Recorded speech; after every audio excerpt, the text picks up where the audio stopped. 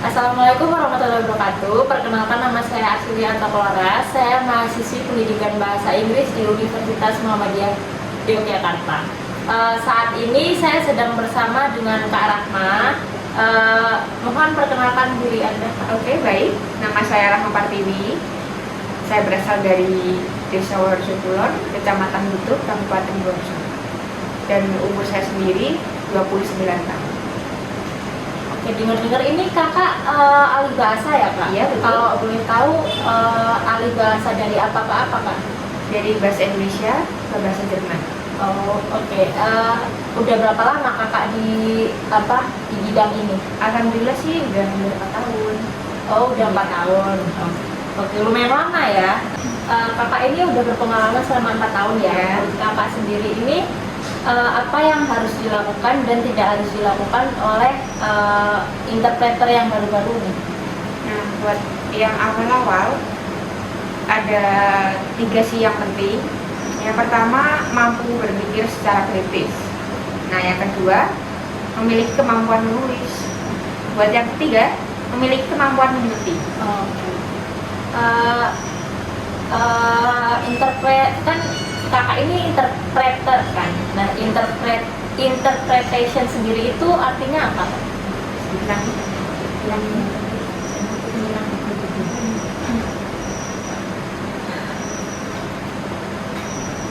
Oke, menurut kakak sendiri itu interpretation sendiri itu artinya apa? Alih bahasa itu apa?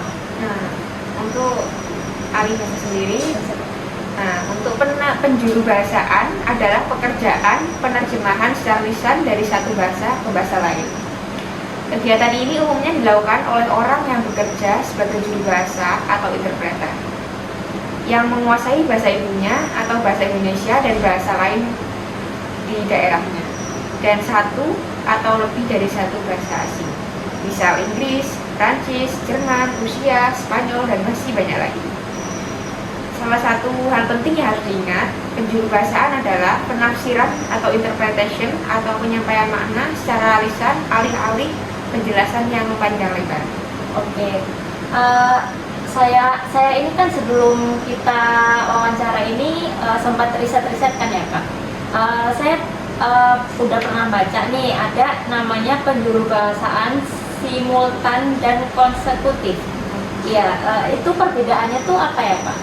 Buat perbedaannya, penjuru bahasaan secara simultan adalah penerjemahan lisan yang dilakukan oleh juru bahasa secara hampir bersamaan dengan sumber lisan atau ketika si pembicara sedang berbicara. Untuk itu, penjuru bahasaan dengan mode simultan menggunakan bantuan alat SIS. Juru bahasa menyimak semua pembicaraan di floor melalui headset sambil menerjemahkan, dan peserta acara mendengarkannya melalui resep sistem nirkabel yang dilengkapi headset. Sedangkan penjuru bahasaan konsekutif dilakukan setelah si pembicara usai menyampaikan beberapa kalimat atau poin pembicaraan. Selain itu, barulah juru bahasa mulai menerjemahkan. Jadi, tidak seperti mode simultan yang tanpa jeda hingga pembicara selesai. Oke. Selama 4 tahun ini kak, 4 tahun kakak bekerja sebagai ahli bahasa, kira-kira peluang kerja dari ahli bahasa ini di mana aja sih kak? Nah, buat peluang kerjanya, misal nih, juru bahasa bertugas di konferensi, seminar, lokakarya, dan beragam jenis pertemuan lain, baik tingkat nasional maupun internasional. Dalam hal ini, diperlukan bantuan juru bahasa selama acara berlangsung untuk menerjemahkan apa yang disampaikan oleh pembicara dalam bahasa asing ke dalam bahasa Indonesia atau sebaliknya, untuk membantu pemahaman para peserta mengenai topik yang akan disampaikan. Oke. Menurut kakak nih di tempat kerja kakak yang menjadi ahli bahasa itu kebanyakan apa selalu jurusan sastra atau seperti apa kak? Oh enggak, misal nih, siapapun yang menguasai bahasa ibunya dan bahasa asing lain dengan baik. Selain itu, ia juga harus mampu menyampaikan makna secara lisan dengan tepat dan akurat. Penjuru bahasaan bukan menerjemahkan setiap kata yang diucapkan. Juru bahasa harus memiliki kemampuan komunikasi lisan yang baik serta mampu menyampaikan terjemahannya secara ringkas dan wajar. tanpa tambahan atau pengurangan. Meskipun kamu jago berpidato dengan kemampuan bahasa asing yang keren, bukan berarti kamu langsung memenuhi syarat untuk menjadi seorang juru bahasa. Percuma saja pandai bicara, tapi maksudnya tidak tersampaikan dengan baik. Apalagi jika bicara cepat tapi sulit menangkap apa yang disampaikan orang lain untuk selanjutnya diterjemahkan ke dalam bahasamu sendiri atau bahasa asing. Oke.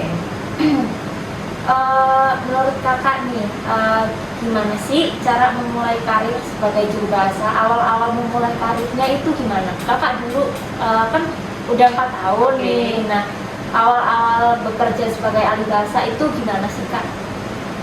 Kamu bisa mulai menyebarluaskan informasi ke siapa saja bahwa kamu adalah juru bahasa terampil yang bisa menerima pekerjaan. Gak usah ragu juga untuk belajar dibayar, misalnya untuk yayasan kemanusiaan atau lembaga swadaya.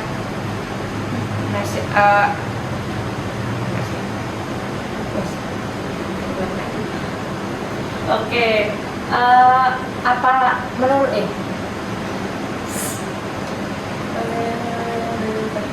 Oke, selama kakak kuliah nih atau waktu kakak bekerja itu apa aja sih organisasi profesi untuk ahli bahasa sendiri? Nah, kamu bisa mulai menyebarluaskan informasi ke siapa saja bahwa kamu Iki loh, apa saja ini? apa saja organisasi profesi? Salah itu bukan itu sih. Lah iya kan? Oh iya deh nggak. Nah ini kan Memulai karir kan wes mau. iya, tapi kan nggak selesai. Oh, anak ini ya. Oke.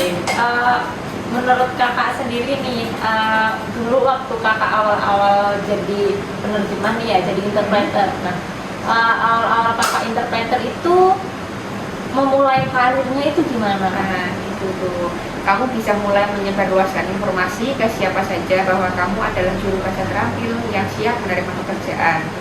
Jangan ragu juga untuk belajar tanpa dibayar. Misalnya untuk yayasan kemanusiaan atau lembaga swadaya masyarakat lain yang memerlukan bantuan juru bahasa. Ini yang membantu menambah jam terbang dan melatih keterampilan. Oke.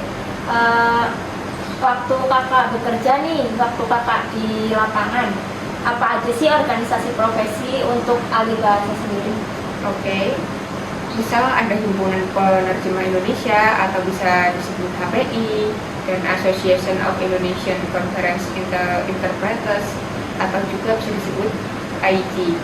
Nah, kamu bisa mengunjungi webnya untuk mengetahui informasi tentang profesi juru bahasa, sertifikasi, pelatihan dan sebagainya. Oke.